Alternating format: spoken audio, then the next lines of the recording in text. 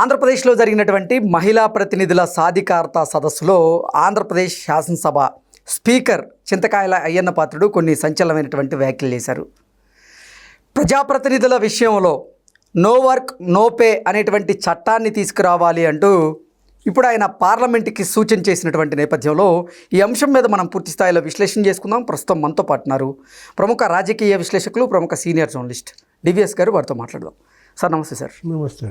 గత కొంతకాలంగా చూసుకున్నట్లయితే ఆంధ్రప్రదేశ్లో వైకాపాకి చెందినటువంటి ఎమ్మెల్యేలు శాసనసభకి హాజరవుతున్నటువంటి దాఖలాలు అయితే లేవు. ఈ నేపథ్యంలోనే చింతకాయల అయ్యన్న పాత్రుడు గారు నిన్న కొన్ని సంచలనమైనటువంటి వ్యాఖ్యలు చేశారు. ఆ వ్యాఖ్యలు ఏంటంటే నో వర్క్ నో పే అనేటువంటి చట్టాన్ని ప్రజాప్రతినిధుల విషయంలో తీసుకురావాలి అంటూ ఆయన పార్లమెంట్కి అయితే సూచనలు చేయడం జరిగింది. అటు లోక్సభకి ఇటు రాజ్యసభ స్పీకర్లకి. ఏంటి సార్, దీన్ని ఎలా చూడాలి? అంటే ఇది వాళ్ళ దేశవ్యాప్తంగా చర్చ. సరే, ఏది ఇప్పుడు అయ్యన్న పాత్రుడు నిన్న చేసినటువంటి సూచన ఒక జాతీయ మహిళా సదస్సులో లోక్సభ స్పీకర్ ఓం బిర్లా హాజరయ్యారు, రాజ్యసభ డిప్యూటీ చైర్పర్సన్ హాజరయ్యారు. దీనిపైన పార్లమెంటు ఒక చట్టం చేయాలని అయ్యన్న పాత్రుడు చేసిన సూచన ఇవాళ దేశవ్యాప్తంగా చర్చనీయాంశం. ఎందుకంటే మరి చిరుద్యోగులు, ఏది ప్రైవేటు కంపెనీల్లో ఉద్యోగులు కావచ్చు, లేదు ప్రభుత్వ ఉద్యోగులు కావచ్చు, గైర్ హాజరైతే మెమోలు ఇస్తున్నారు, లేకపోతే సస్పెండ్ చేస్తున్నారు, రాని కాలానికి జీతాన్ని మరి ఎగ్గొడుతున్నారు. నో వర్క్ నో పే అనేది అది ఇక్కడ కాదు, మన దేశం అని కాదు, ప్రపంచవ్యాప్తంగా అసలు అది సామాన్యమైనటువంటి అంశం. నువ్వు పని చేయకుండా నువ్వు వేతనం ఎలా క్లెయిమ్ చేస్తావు? పనికి వేతనం, అంతేగాని చేయని పనికి నువ్వు వేతనం అంటే అది అవినీతి కిందకు వస్తుంది. అది ఒక రకంగా చెప్పాలంటే కమిషన్ల కిందకు వస్తుంది, ముడుపుల కిందకు వస్తుంది, కానీ అది గౌరవ వేతనం ఎలా ఉంది?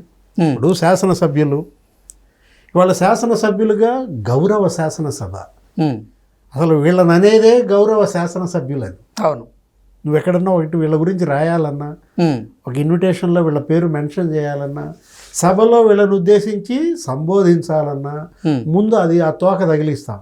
అవును, గౌరవ శాసనసభ సభ్యులు అర్హులేనా?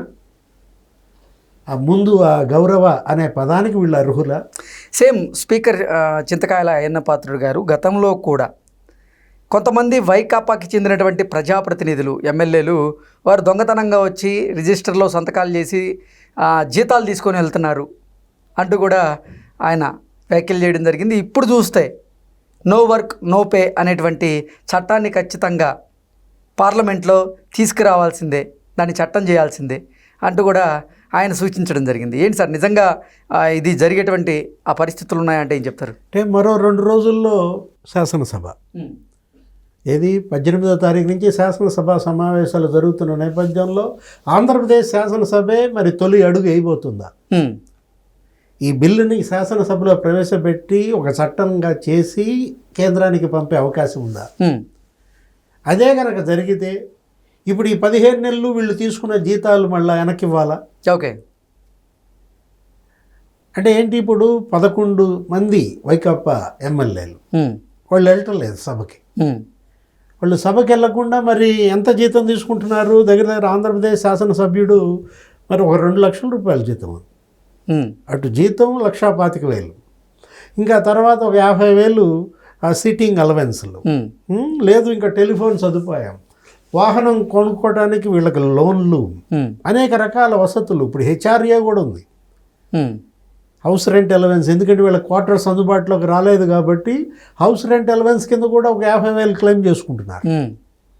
అంటే 2 లక్షల రూపాయలు 11 మంది 11 రోజులు 22 లక్షలు నెలకి దండగా వీళ్ళకి ఇవ్వడం.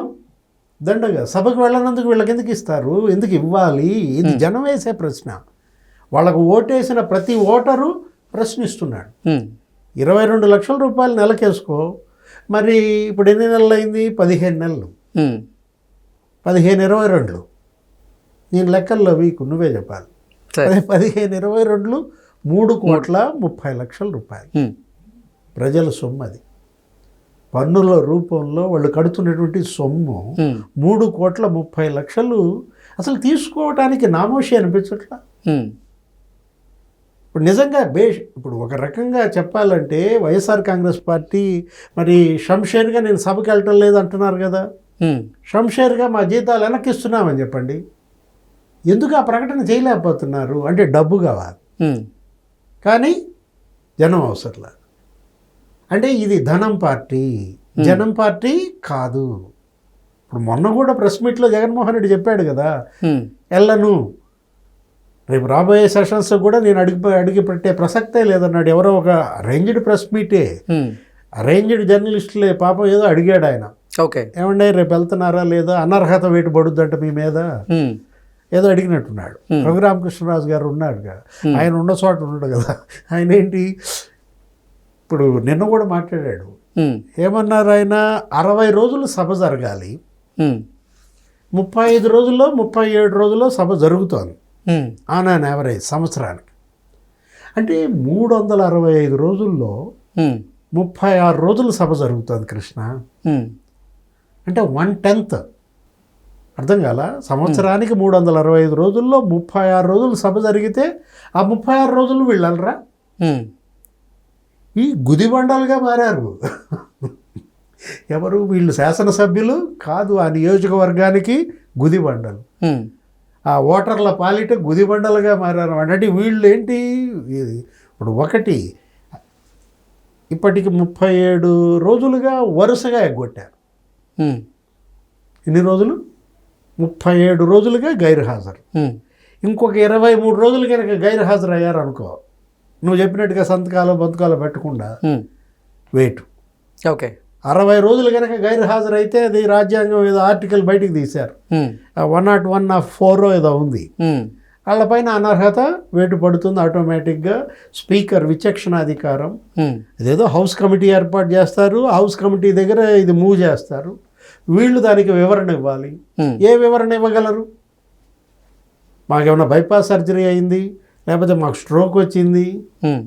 ఇప్పుడు కొడాలి నాని లాగా కాదు కదా వీళ్ళు. అతనంటే పాప వీళ్ళు ఎక్కడ ముంబైలో ఏదో చేయించుకొచ్చానని బిల్డప్ ఇచ్చాడు, చెస్ట్కి ఏదో ఏదో ఒకటి కట్టుకుని తిరుగుతున్నాడు, ఒక బెల్ట్ లాంటిది. ఇప్పుడు ఈ 11 మందికి ఆ బెల్ట్ ఏమైనా చూసావా? ఓకే, వీళ్ళల్లో ఎవరికైనా ఓపెన్ హార్ట్ సర్జరీలు జరిగాయా అంటే ఆరోగ్య ప్రాతిపదికన మేము రాలేకపోతున్నామని చెప్పలేరు. మరి ఏ కారణం చెప్తారు? ఎట్టి పరిస్థితుల్లో 11 మంది పైన వేటు పడితే బై ఎలక్షన్స్ వస్తాయి. లేదు ఇప్పుడు నువ్వు చెప్పినటువంటి ఈ నో పే నో వర్క్ ఇది కనుక చట్టం అయితే ఆ డబ్బులు వెనక రావాలి. ఇక రాబోయే 3 ఏళ్ళు అసలు ₹1 కూడా వాళ్ళకి జీతభత్యాలు అందని పరిస్థితి అనమాట. ఏమంటారు వీళ్ళని? ప్రజాప్రతినిధులు అనాలా, ఆంధ్రప్రదేశ్ గుదిబండలు అనాలా? ఎన్ని గుదిబండలు? 11 గుదిబండల. Okay, okay sir, thank you so much.